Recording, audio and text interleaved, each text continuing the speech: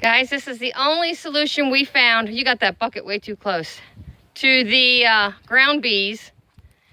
It's not even an ideal day, but we hit our last straw last night. Last night, for some reason, these bees after dark swarmed and they started stinging the goats. So we tried covering them to starve them out. We debated the burning. We just tried wasp spray and nothing made a dent. So this is the solution. And we have to be very careful because we couldn't get close enough to really clear the ground around it of burnable things. But we feel if we keep it small and contained, we might be able to get rid of these bees. When they become a safety hazard and a health hazard, you don't have a choice. These are ground bees, so they're like a yellow jacket if they aren't yellow jackets. And they have no purpose to a honeybee colony. They are not honey producers. They're just nasty bees. And I can see a lot of them coming back to the nest because they've been out for the day. And I'm backing away. Now, Jim is covered from head to toe. He's got heavy duty shoes, heavy duty pants, gloves. Nope, I just got a bee on me. So if I freak out, you know why. He's got a layered jacket, a hat with a net. So he's fairly well protected from these bees. So unfortunately, as much as I would have liked them to have moved, this is our only solution at this point. We've got pregnant mamas here and we just can't risk the stress of multiple bee stings to a pregnant goat who's due in just a little over 2 weeks. So we're down to 2 weeks for Latte, and it's just not worth the risk. This is her pen and her pasture. It ain't my comb. Oh, that's not a honeycomb, hun. That's just probably where they were laying their babies. Every bee makes some type of comb. Even those big paper hornet's nests have a type of comb in them that they raise their young and feed their young. That's where they would lay the eggs, basically. So, sorry bees, you just don't fit on our homestead. And I can still see some buzzing, but they're getting fewer and fewer. Now, hopefully the few that were not in the nest will move on to a new area. There's so much open woods that they could build homes in. I don't know why they got to do it right here. This was a mound of dirt, and our water table's very high here. So I'm thinking the mounds of dirt is what is attracting them.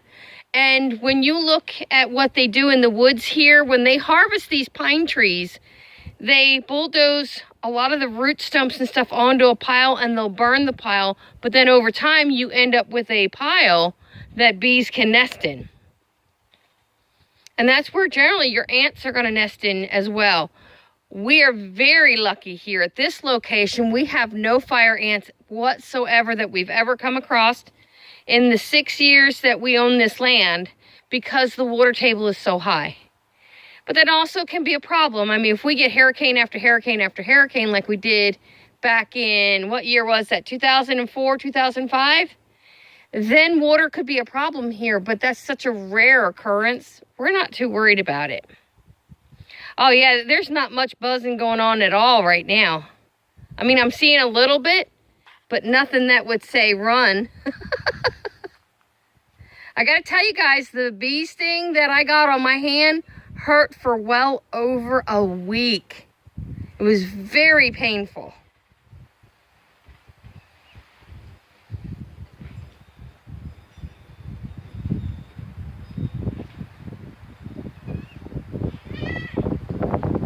It really isn't much to talk about when you're burning a bee's nest, but I wanted to bring you up to date what we decided to do with the bees.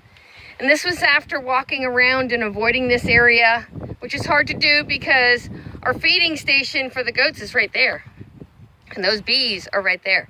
Well, they were chasing the babies last night. Well, yeah, they stung Bella. Miss Bella there got a sting last night that I saw. And I believe probably one or two of the other goats got a sting as well.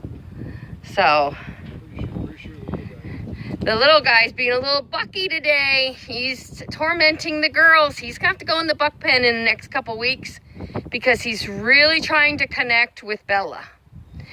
Now, if he connects with Bella, again, we are okay with that because Bella is over a year old now. And that would be the breeding pair that we would like to see anyway for the light colors. He's such a little goober. What are you doing, Snickerdoodle? Nice view, thank you. He's such a little goober.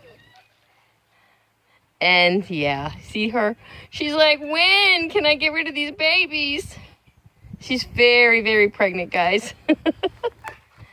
She's gotten to be very lovable. She's not as big as some days, but she's definitely getting closer. We really feel her udders and Nala's udders look better than Oreo's. So we actually might have some good dairy coming out of those two. We're going to wait and see. And if that's the case, then we're definitely going to be breeding them for the dairy lines. Back up. Yeah, Jim doesn't like me getting stung because my family history is not good with bees. So. Oh, all right, gotta go. Laundry's ready for me. Don't forget, like, share, subscribe.